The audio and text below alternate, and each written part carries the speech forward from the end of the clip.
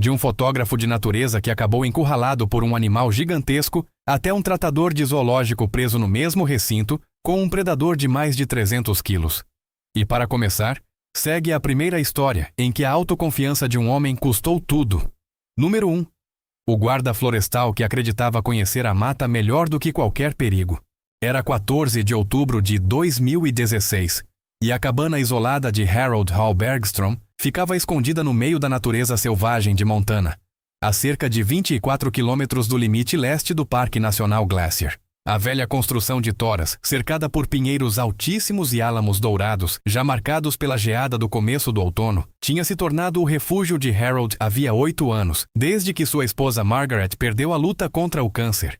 Aos 60 anos, o ex-guarda florestal aposentado tinha trocado a vida urbana por um isolamento completo. Para ele, viver longe de tudo parecia menos doloroso do que conviver com as lembranças da antiga casa, onde havia dividido a vida com a mulher que amava.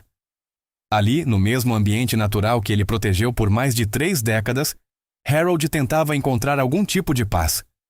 Naquela tarde, suas mãos endurecidas pelo tempo trabalhavam com precisão enquanto ele cortava lenha atrás da cabana. O som seco do machado ecoava pelo vale silencioso. A primeira nevasca mais forte da estação tinha chegado antes do esperado, cobrindo os picos ao redor com uma camada branca impecável e anunciando que um inverno severo de Montana se aproximava rapidamente. A própria cabana refletia a personalidade de Harold. Independente, teimoso e totalmente avesso ao que ele chamava de exagero. Ao contrário das propriedades vizinhas, sua casa não tinha portas reforçadas, não tinha recipientes apropriados contra ursos e não tinha cerca elétrica. Na cabeça dele, esse tipo de proteção era coisa de gente despreparada. Harold acreditava que o conhecimento acumulado em anos de trabalho com animais silvestres o tornava imune aos perigos que pegavam pessoas comuns de surpresa. Naquela tarde, ele havia colocado o salmão para defumar na cozinha. O cheiro forte e gorduroso ocupava o interior da cabana enquanto ele preparava sua reserva de proteína para o inverno. O aroma escapava pelas frestas e se espalhava pelo ar frio da montanha, levado pelo vento por quilômetros de mata. Em algum ponto daquela imensidão, um dos predadores mais poderosos da América do Norte fazia os últimos esforços para acumular energia antes de se recolher ao abrigo de inverno. Ursos pardos são animais imensos, oportunistas e extremamente adaptáveis. No período anterior ao recolhimento em tocas, eles entram em hiperfagia, fase em que aumentam drasticamente a ingestão de alimento para acumular gordura. Em regiões como Yellowstone, há cerca de 150 a 200 indivíduos com área de vida dentro ou parcialmente dentro do parque, e algo em torno de 1.030 em todo o ecossistema da Grande Yellowstone. Eles também podem correr perto de 56 km por hora em arrancadas curtas, e o olfato é tão poderoso que supera em cerca de 7 vezes o de um Bloodhound. Ao anoitecer, Harold deixou a porta dos fundos aberta para criar uma corrente de ar enquanto levava braçadas de lenha para dentro. O que ele não percebeu é que um enorme macho, pesando algo próximo de 360 quilos, vinha seguindo o cheiro do salmão havia vários quilômetros, atraído pela possibilidade de uma refeição fácil. Na última viagem para dentro da casa, Harold seguiu para a cozinha preparar café, sem imaginar que o urso já tinha chegado à propriedade, e agora investigava os cheiros irresistíveis que saíam pela porta aberta. Ele só percebeu que não estava sozinho quando voltou para a sala e encontrou o animal destruindo sua cozinha com calma brutal. Os armários estavam abertos. Embalagens rasgadas cobriam o chão. Recipientes tinham sido esmagados. O urso avançava sobre tudo com a força de quem não encontra resistência. Harold reagiu com base na própria experiência, mas acabou justamente isso o condenando. Acostumado a lidar com ursos negros menores, ele cometeu um erro fatal. Começou a bater panelas de metal e a gritar o mais alto que pôde, usando o mesmo tipo de intimidação que já havia funcionado antes. O urso levantou a cabeça da geladeira e fixou os olhos pequenos e escuros nele. Em vez de recuar, mudou completamente de postura. As orelhas se achataram contra o crânio. Os ombros maciços se projetaram para frente. Os lábios recuaram, revelando caninos longos, feitos para perfurar e esmagar. Naquele instante, Harold entendeu que havia calculado tudo errado. Ele se virou na direção do suporte onde mantinha seu rifle de caça. Mas o corredor estreito, que durante anos pareceu aconchegante, se transformou em uma armadilha mortal. O urso cruzou o cômodo com uma velocidade absurda, vencendo a distância antes que Harold sequer conseguisse apoiar a arma corretamente no ombro. O impacto o lançou de costas na sala. A pancada contra o chão ocorreu de forma seca e violenta e o rifle escapou de suas mãos. Sob o peso esmagador do animal, suas costelas cederam. Uma pata colossal pressionou seu tórax. Em seguida, as mandíbulas do urso se fecharam na lateral de sua cabeça com força suficiente para causar colapso neurológico imediato. O que aconteceu depois seguiu rápido, quase mecânico. O animal abriu caminho por cima dele com a mesma determinação com que havia arrebentado os armários da cozinha. Não era uma caçada no sentido clássico. Era um ataque motivado por alimento e pela remoção de qualquer obstáculo entre o urso e a comida.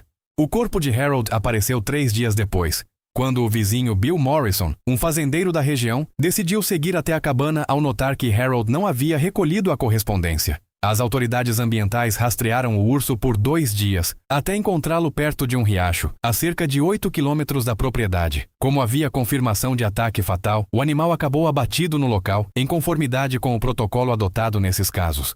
A morte de Harold reacendeu o debate sobre medidas obrigatórias de proteção contra ursos em propriedades isoladas, especialmente porque o armazenamento adequado de alimentos e atrativos reduz conflitos entre pessoas e ursos, Serviço Nacional de Parques. Mas Harold não foi o único cuja experiência falhou diante de um urso pardo. No Alasca, a busca de uma fotógrafa pela imagem perfeita terminaria em um confronto mortal com uma mãe extremamente protetora.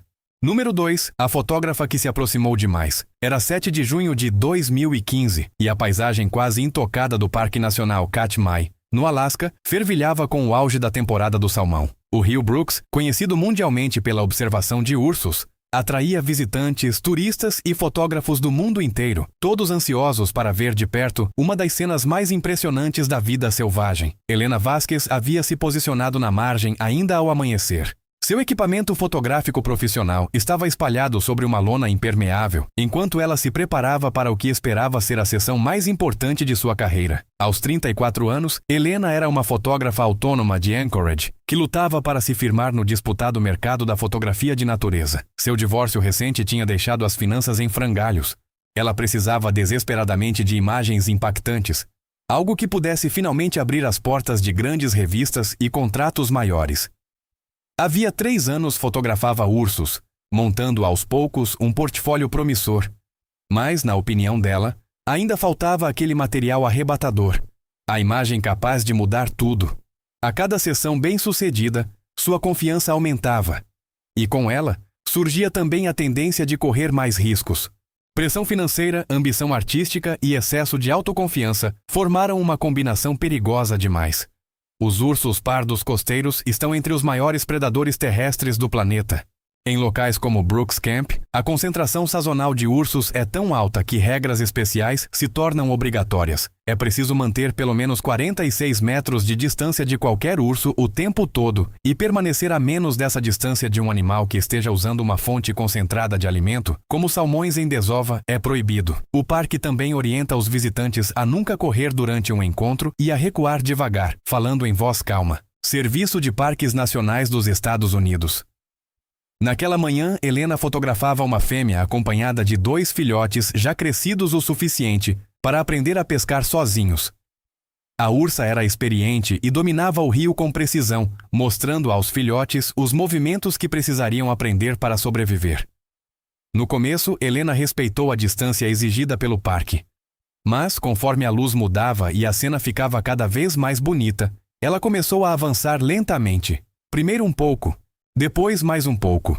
Quando percebeu, já tinha reduzido o espaço para algo perto de 27 metros. A necessidade de conseguir uma foto extraordinária falou mais alto do que o treinamento de segurança.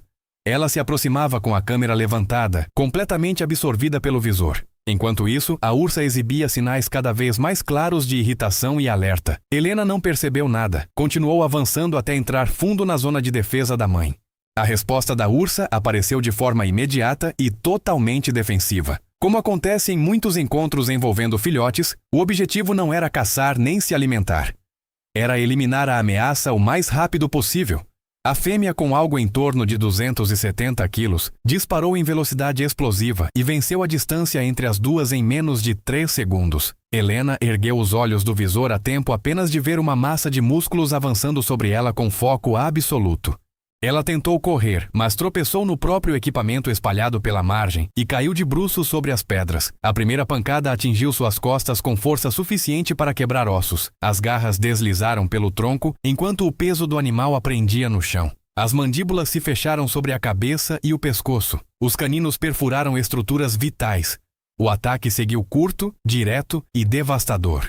Menos de 1 minuto depois, a ursa já conduzia os filhotes para longe, tendo neutralizado o que considerou uma ameaça. Outros fotógrafos que observavam a cena a partir de uma distância segura testemunharam tudo, mas nada puderam fazer além de pedir socorro. Helena morreu antes que os guardas-parque chegassem ao local.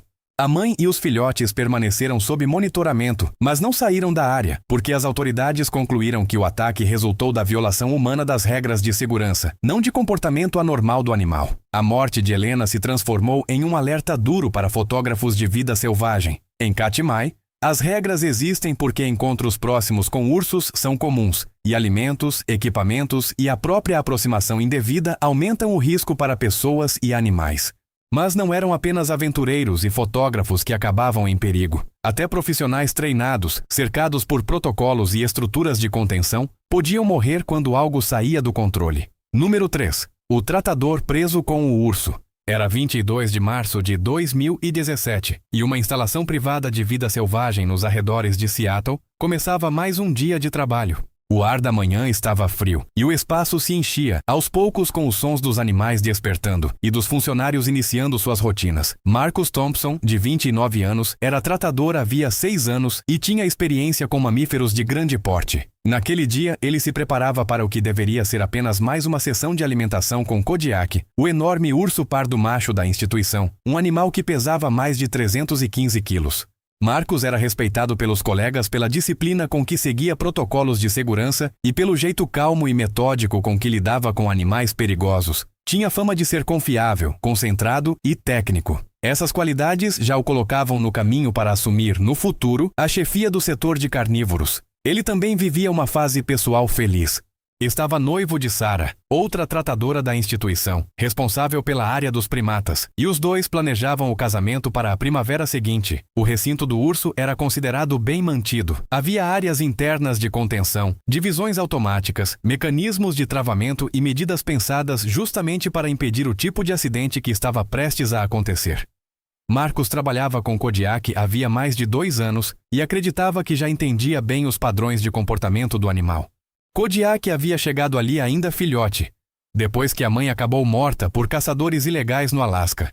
Agora adulto, era um exemplar impressionante, usado em programas de educação para aproximar o público da espécie.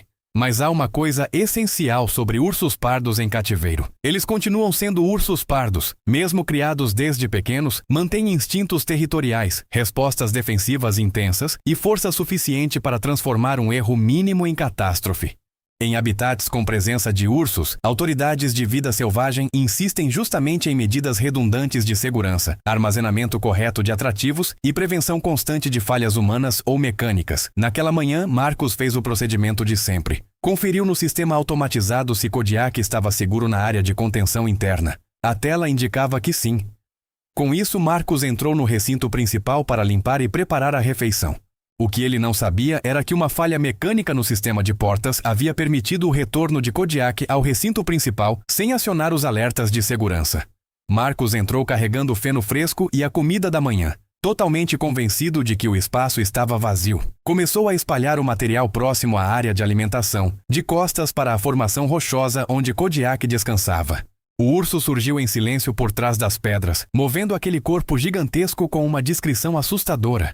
Quando Marcus se virou, estava cara a cara com mais de 300 quilos de predador em um espaço fechado, sem rota de fuga. Kodiak avançou com força brutal.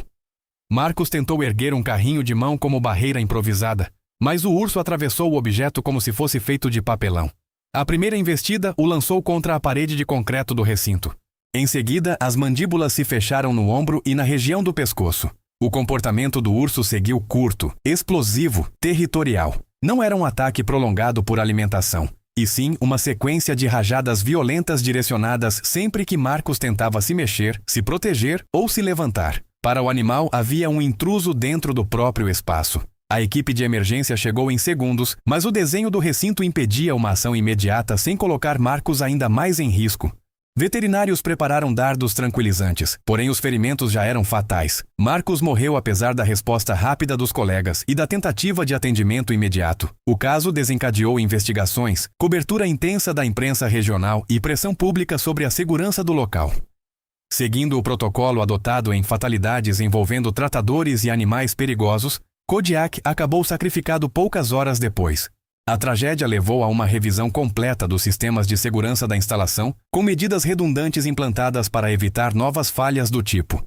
A morte de Marcus virou símbolo doloroso de um fato que profissionais da área conhecem bem. Com animais desse porte, uma única falha basta.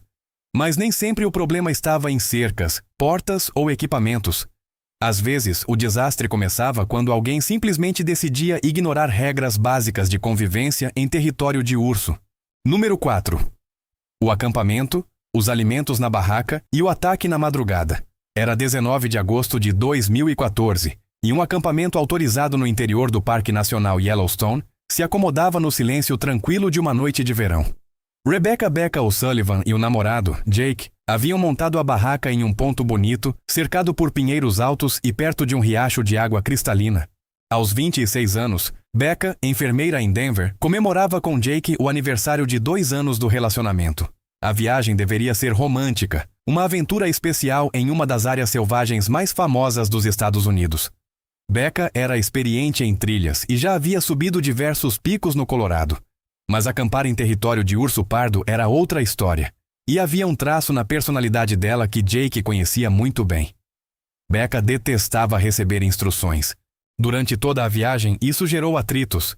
Jake insistia nas regras de segurança contra ursos. Becca respondia com impaciência. Mesmo depois dos alertas dele, ela fez questão de levar para dentro da barraca itens com cheiro forte, além de lanches e produtos de higiene. O casal passou o dia caminhando por cenários deslumbrantes, fotografando a fauna e aproveitando a paisagem que fez Yellowstone famoso no mundo inteiro. Quando a noite caiu, Jake tentou mais uma vez convencê-la a guardar a comida e os objetos com cheiro nos recipientes adequados disponibilizados pelo parque. Becca descartou a preocupação dele como exagero. Repetiu aquele pensamento clássico e perigosíssimo, de que os ursos teriam mais medo das pessoas do que o contrário.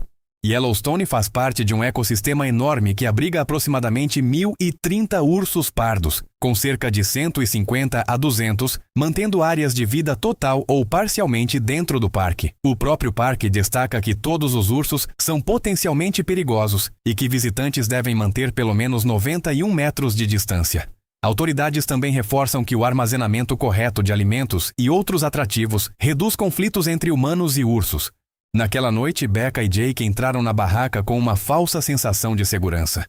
Becca havia escondido barras energéticas, mistura de trilha e produtos perfumados dentro do saco de dormir, convencida de que as paredes finas de nylon seriam proteção suficiente contra qualquer animal curioso. Jake acabou desistindo de discutir, mas não conseguiu relaxar de verdade. Alguma coisa o deixava inquieto.